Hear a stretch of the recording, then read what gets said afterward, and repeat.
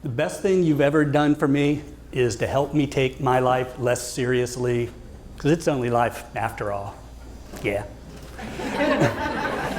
Those lyrics are something I've reflected on a lot in my life. And it's not just because I'm Indigo Girls groupie. But my inner lesbian is strong, so I come by it honestly. But that is kind of the essence as we reflect on fucking up, as we reflect on good things, bad things. That's part of the story. So let me share a little bit about me so you'll have context for the journey we're going to go on here together. I love soccer. I love playing soccer. I love watching soccer. USA, USA.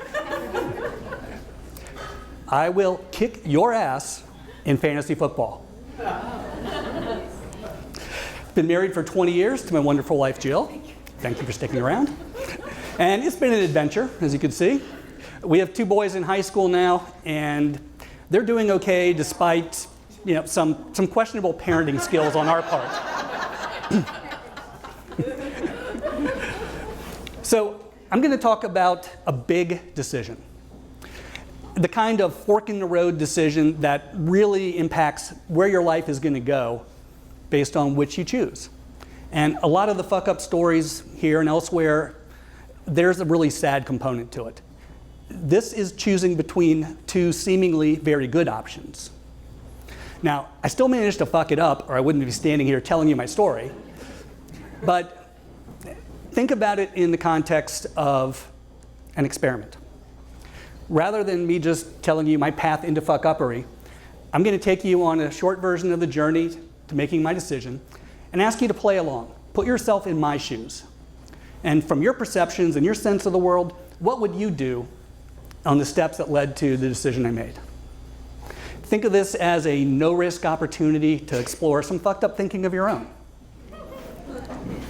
So, very quickly, here's the situation. It's 1999, 20 years ago. There's your first fuck up. I'm still thinking about this shit 20 years ago. I'm vice president of marketing for the last 2 years for a good startup in Chicago. It's going well. We merged early that year with our biggest competitor. Tech stays in Chicago. Marketing goes to San Francisco. Except I'm marketing and I'm in Chicago. April 1st, the axe falls. My position is eliminated. Couple of months, wind down, transition, and all that good stuff, but bye-bye startup for me. So I do my time. June 19th, Jill does the honor of marrying me. We go on a 2-week honeymoon to Hawaii that my soon-to-be unemployed and somewhat broke ass can no longer afford. And week 3 of the honeymoon is in Vail, which conveniently enough is where the startup's national sales meeting would be. And it's free, so I like that part. But it is my last few days with the company during that meeting. Well, as a direct marketer, you've probably heard the phrase, but wait, there's more. Well, there was more.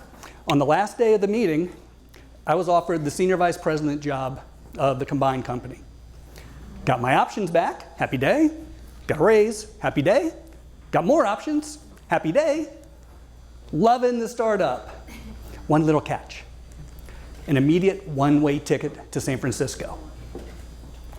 I haven't even come home from my honeymoon, and oh honey, let's go move to San Francisco. Well, we decided, we rolled the dice, and 2 months to the day from our marriage, that good startup went public. Closed at $13.13 a share. Cha-ching! By my standards, I'm rich. By a lot of people's standards, no, but it's a lot of money to me.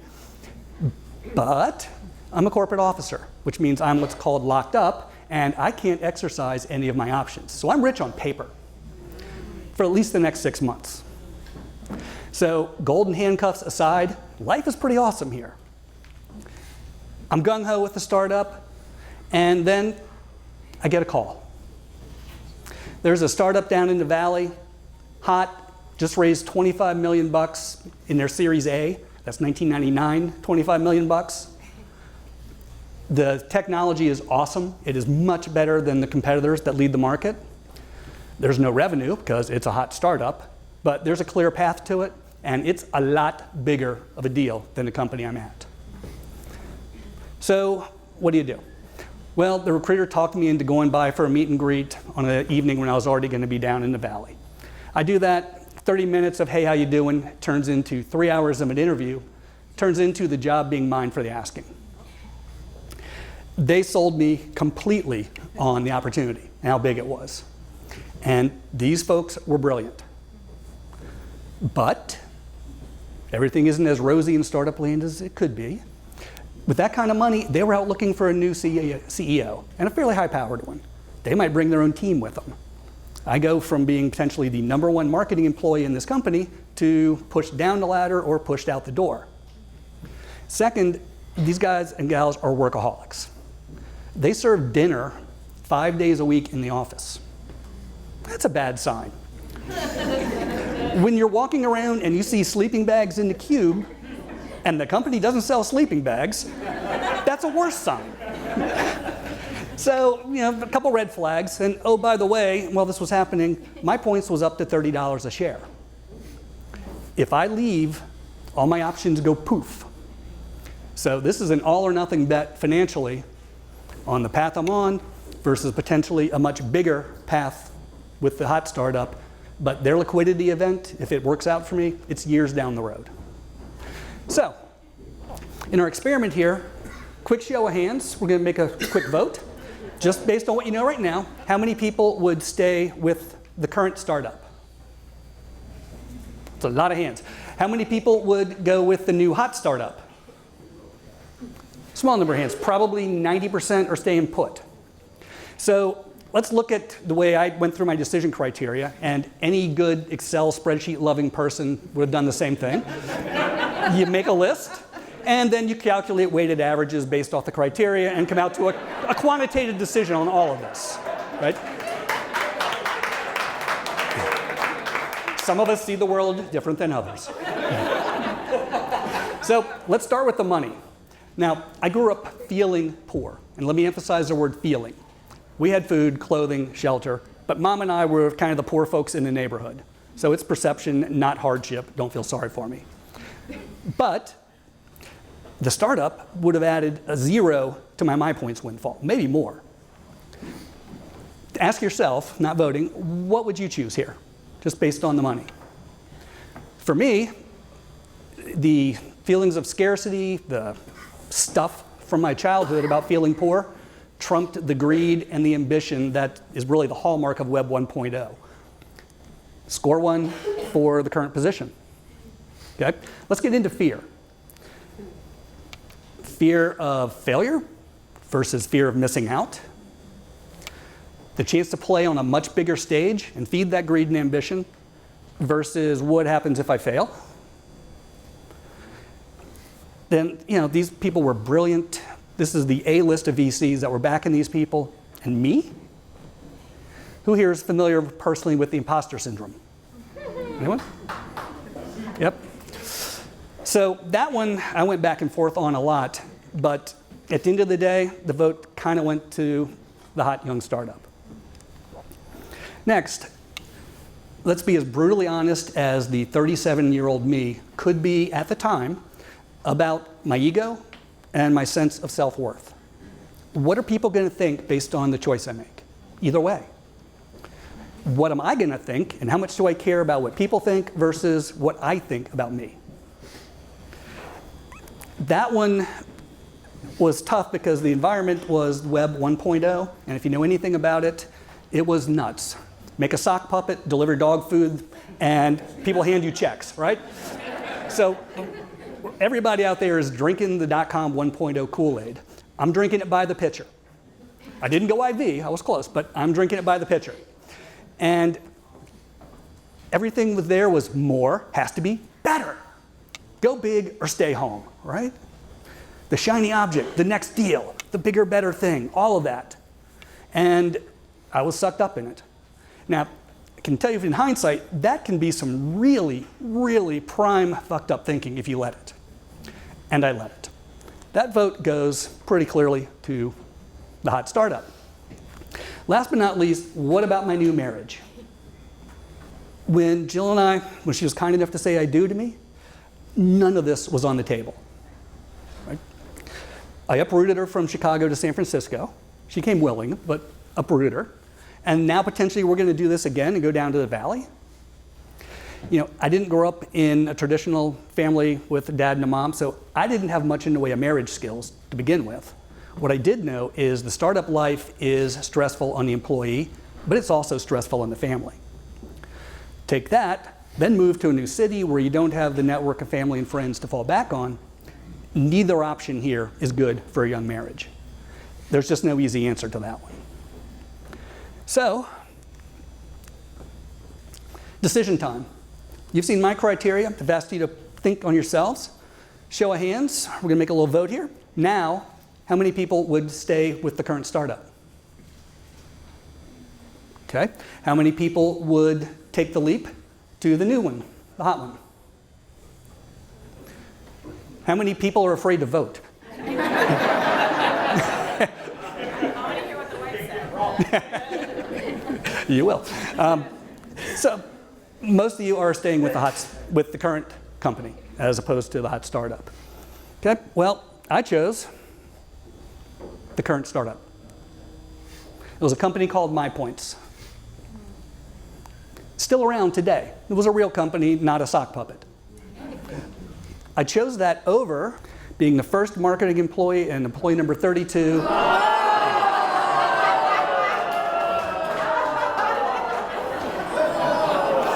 Oops.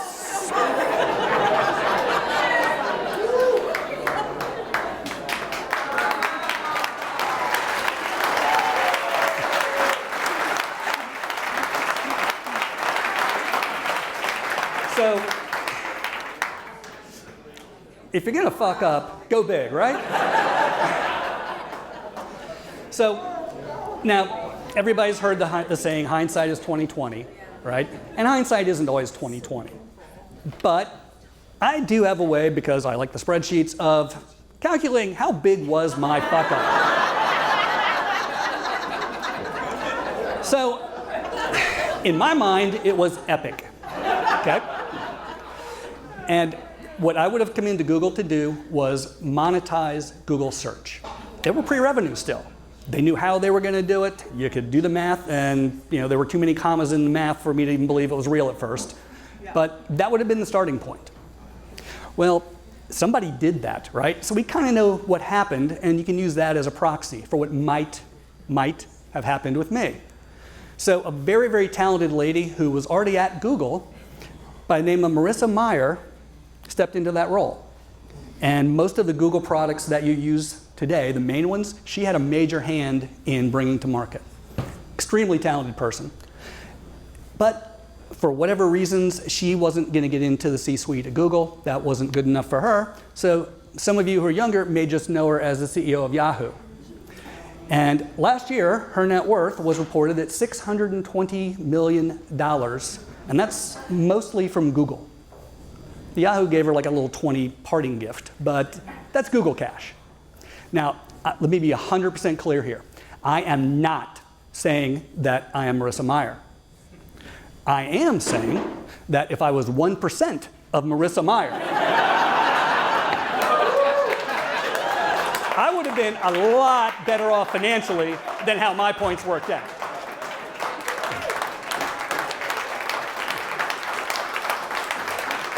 Thank you.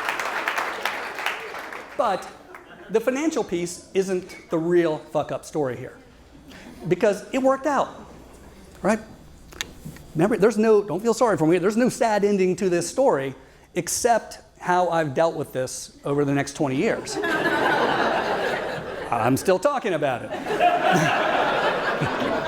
Todd and I had the same philosophy on therapy. If it doesn't work one-on-one, get a couple hundred of your closest stranger friends, and there we go, right? So the fact, what I chose, I know how that turned out. That's the life I lived. There's no doubt there. The fiction is the stories I tell myself. Sometimes in my head, sometimes to my patient wife, sometimes to some close friends, but a missed opportunity that still worked out great, I'm not done with. And I break these out into two different things, and you might have very different ideas of, if you were in my shoes, what you'd tell yourself and your view of it.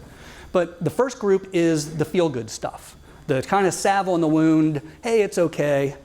These are things like better safe than sorry, right? That's probably why a lot of people raise their hand on this. Everything happens for a reason. It's complete bullshit, but everything happens for a reason.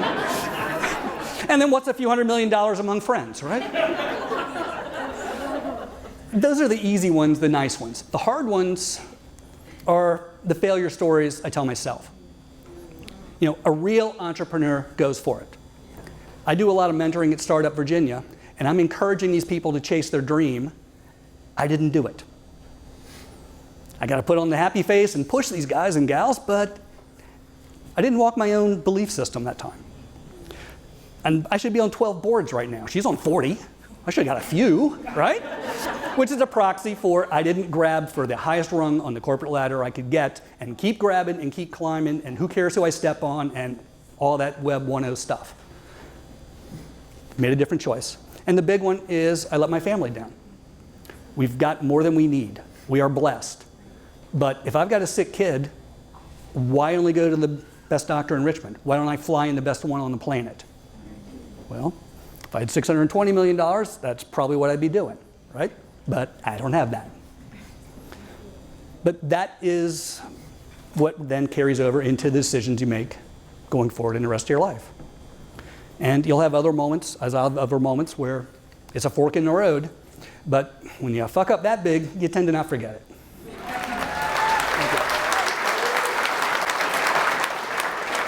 Thank you, Steve.